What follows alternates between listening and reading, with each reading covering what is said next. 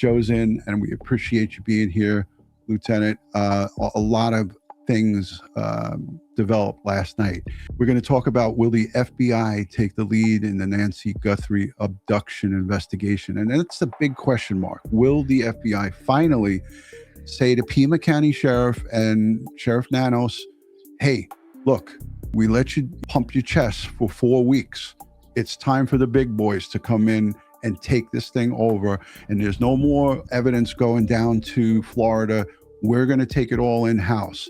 Your thoughts on that as a retired lieutenant commander, Joe? I think it's great. I think it's exactly what you said. I think they sat down and they said, listen, this is too close to home. It's confusing things. It's getting too muddied over here with comments that he's making. We're going to consolidate this. We're going to take this, make it a little task force, take it to our office.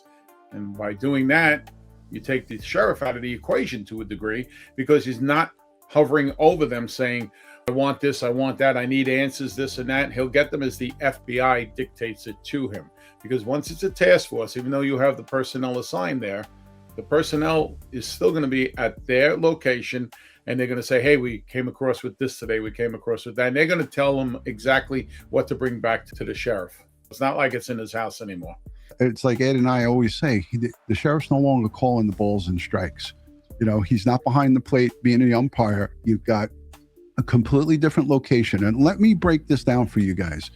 In the beginning of this investigation, Sheriff Nanos stood at the podium, and he told us that he has a combined total investigating force of 400 investigators. They were talking about 400 investigators combined with the FBI, the Pima County Sheriffs, all the surrounding departments that are lending resources for various different operations. 400, now it's down to 4 and 1. And we also heard from somebody inside who was an active sergeant, Sergeant Cross, last night, that they have 96 detectives. Most of the detectives' experience in the homicide division is under 5 years experience. That's scary. The news is reporting that it's going to be, I forgot, it was another area that they said outside of Tucson, but that's not the case. They're going to be local in that satellite office. What's the advantage of that, Joe? No sheriff. That's the long and short of it. No sheriff breathing over their shoulders, you know, and I mean, that's the good thing, because you have to understand they're fighting politics with this as well. You know, they're fighting the forces that be out there that keep asking questions, the media.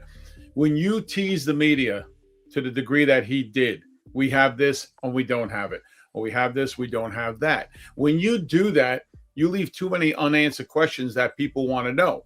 So what's going to happen now, and I can guarantee you this will happen, everything's going to be streamlined. It's going to come, the information is going to come from one source, and I'll be out of that office. When they have something to say, they will. They'll give the updates accordingly, the way they have to, just to say, we're still working on this. We're processing the evidence. And remember, some of this evidence, we discussed it last night, takes a while to process. And you'll start getting more tips, and then they'll still run through them. You'll get tips to the Pima County Sheriff's Department, but it'll be funneled right to the FBI task force, and they'll decipher everything over there. The 2.5 mile radius that they were asking for video and footage from homes, a homeowner on day, I think 26-ish, comes out and says, I have video of a car at these particular times, which are very close to when all of this was occurring. And they were asked by the media. Now, that home and that person was swarmed by media. The question they asked was, did detectives come and do a canvass for your home video cameras? And the answer was no. And some of the residents within that 2 mile perimeter also were asked by some TikTokers, some regular live stream folks that are out there. And they also said nobody came and asked for video surveillance. We used to have those teams that would go out, and what would we do? And this is back in the day. Mm-hmm. Get all the bodegas security cameras. Get all of the, not a lot of people had them in their homes, but all of the businesses had it, right? Yeah, it was crude. It was very crude. Some of the cameras and everything. I mean, it was like the VCRs over there. People had those hooked up too. Sometimes I'm serious. They had some of the bodegas that couldn't afford the sophisticated stuff, so they would put a VCR camera there, filming all the time and keep changing the tape and erasing and everything. But people were doing that back then because they were afraid and they wanted something. I think, Ron, what the problem is over here is that they had a very big misdirection on this. They were running, oh, you got something with this, and they ran crazy on the one thing, and they got tunnel vision, which Right. I strongly, disagree with, and I strongly advise them against doing that. You cannot get tunnel vision. You need to be focused on something. If you want to send a team one direction, that's fine. But once you establish that 2.5 mile radius, you have to go within that radius, and you do not need detectives. You can use police officers and tell them, this is what we want you to do. Knock on the door and ask them if they have it. Look around before you knock on the door, see if they do have the cameras, and ask them if they're active, this and that, what the vantage point is, make a notation of it, bring it back, and everybody discusses that. And then you tell the owners, can we please get copies of this if you have anything between these times? Yeah. But, it's almost like it's haphazard over here. And the FBI are taking the initiative, let's put it that way. I don't want to say the lead, because the lead's always going to be with the investigators from the detectives from the Pima County Sheriff's Department, because they have to make their case right now, unless it goes in a different direction of out of state or out of country. So I think this is a good move. I think you're going to see the wheels greased up a lot, and you'll see them moving a lot faster right now. Joe, before we let this run, did you have you heard about that report that there was a 911 call of a woman screaming from a car? Now, you never know what to believe, but I did hear multiple sources and multiple outlets reporting on that. And if that in fact is the case, wouldn't that be something that detectives should be jumping all over? They should be they have to disprove it as well as prove it. You have to find out, you have to address it, you have to see where it came from, where they can, go and canvass that area as well and say, did you hear anything like this? And if you did, what did it sound like, this and that? It could have been just somebody having an argument. And if it is Nancy, I mean, you're saying that she's out the window. I really don't think the abductors are going to let her be hanging out a window screaming that. So Yeah, I don't think so either.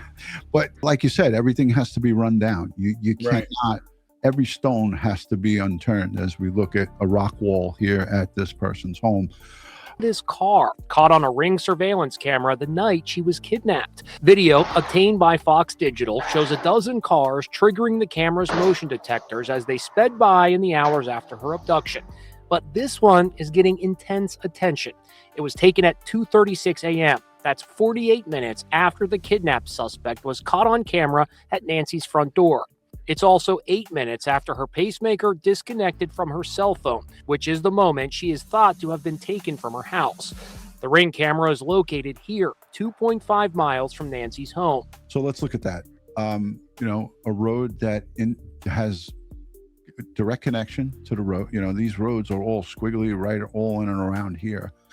2.5 miles. Just a little bit outside of that 2 mile radius that they're asking for.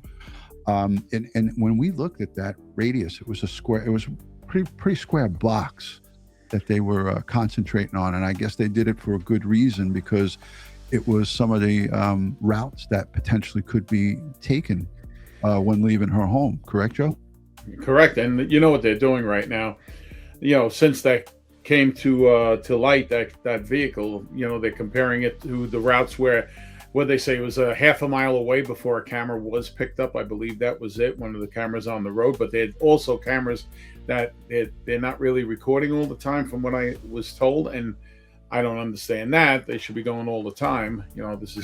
This is your main road over there. But now they'll go back to the stores. They'll go back to the gas station as well. They'll look for anything to tie it in. There was a lot of misreporting. And someone said in the chat that TMZ was the one to report on that screaming person out of the car. But if there was, in fact, a 911 call, you now are putting out false information. Now that can cause a flurry of bad information to be called into the tip line. And once the tip line takes it and they pass it along to the case detectives, they got to run it down, right? That's right. We have security cameras at all over this house, in the backyard, along here, along the Casada, the guest house, they had a professional crew come in and do home security surveillance of this site.